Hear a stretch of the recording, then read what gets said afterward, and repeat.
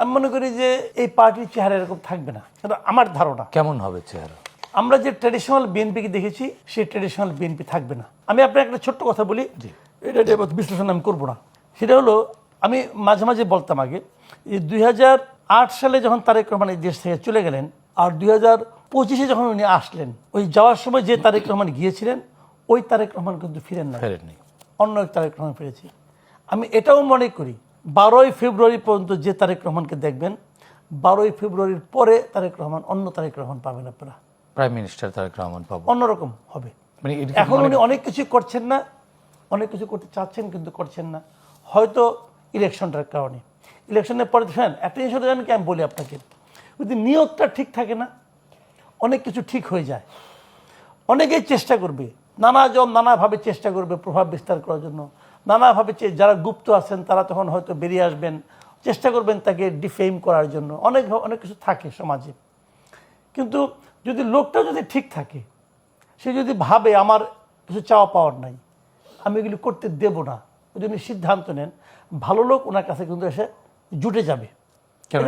এখন যারা আছেন তাদেরকে ভালো মনে হচ্ছে না, সবাইকে ভালো মনে হচ্ছে না। মানে জুটতে হবে কেন?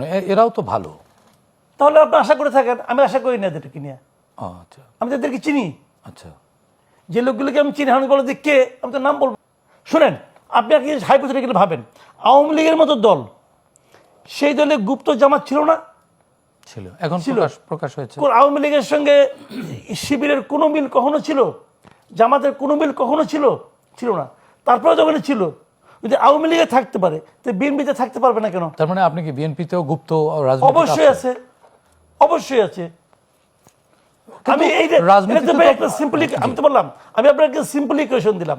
আমি একটা কথা বলি আপনাকে, ছাত্র দলের সভাপতি রাকিবুল ইসলাম রাকিব একবার একটা কথা বলছিল, এটা অনেকেই কিন্তু এটাকে পাত্তা দেয় নাই। যখন নাকি ঢাকা বিশ্ববিদ্যালয়ের ছাত্র মানে শিবিরের লোকগুলির চেহারা আসতেছে, যে এই সভাপতি সেক্রেটারি আসতেছে, তখন রাকিব বলছিল যে তাহলে গত 10 বছর ধরে তো শিবির এখানে ছিল, তাদের কমিটি ছিল, আমি জানতে চাই এই 10 বছরের কমিটিগুলি কে কে? শিবির সেই কমিটির নাম প্রকাশ করছে? করে নাই কেন? এটা তাদের কৌশল। কৌশল না, এটা হলো তাদের মুনাফিকি।